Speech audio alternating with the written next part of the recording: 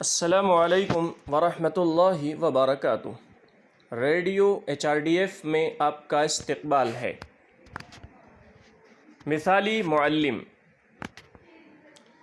یہ ایک ایسی حدیث نبوی ہے جو مطالعہ، تعلیمی مقصد، تعلیمی پروگرام جیسے بہت سے موضوعات کا مرکزی نقطہ نظر بننے کی مستحق ہے۔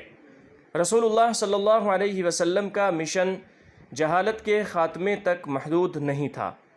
حضرت ابو بکر، حضرت عمر، حضرت عثمان اور حضرت علی وہ لوگ تھے جو دارالارقم میں حضرت محمد صلی اللہ علیہ وسلم کی سرپرستی میں پروان چڑھے۔ یہی وجہ ہے کہ دارالارقم کو دنیا کی تاریخ کا سب سے حیرت انگیز تعلیمی مراکز میں سے ایک شمار کیا جاتا ہے۔ وہاں سے تربیت حاصل کرنے والے وہ تھے جو رنگ و نسل، ذات پات کے دائرے سے نکل کر اقدار اور نظریات کو اپنایا تھا۔ ان میں فارسی، رومی، افریقی، عرب اور دیگر ممالک کے لوگ شامل تھے۔ وہ ایک عالمگیر اور ابدی خیال میں رہنے اور کامیاب ہونے کے لیے اپنے آپ کو وقف کیے ہوئے لوگ تھے۔ حضرت محمد صلی اللہ علیہ وآلہ وسلم ان تمام خوبیوں کا مجسم ہیں جو قرآن نے برقرار رکھی ہیں۔ نبی کی زندگی ہمیشہ متحرک تھی۔ صبح کی نماز کے بعد کچھ وقت ان لوگوں کے لیے دیتے تھے جو سیکھنے اور تربیت کے لیے آتے تھے۔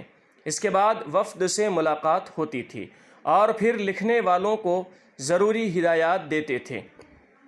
عوامی کام ختم ہو جائیں تو گھریلو کاموں میں مشغول ہوتے تھے۔ اس کے بعد آپ صلی اللہ علیہ وسلم بیمار، مصیبت زدہ اور اپنے دوستوں سے ملنے جاتے تھے۔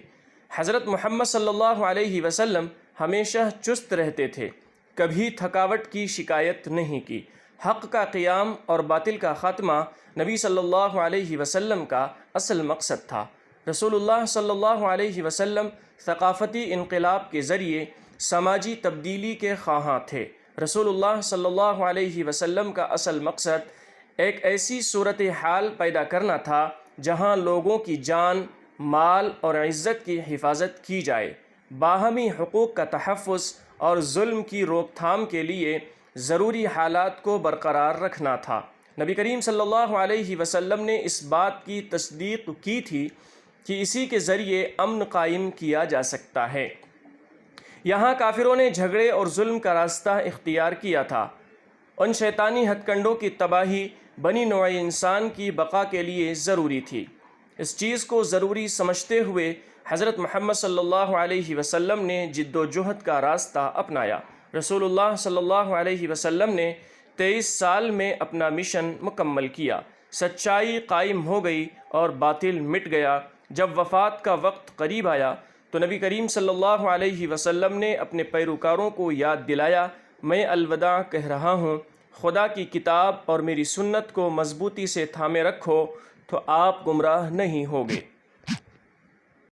اشرقت نفسی بنور من فؤادی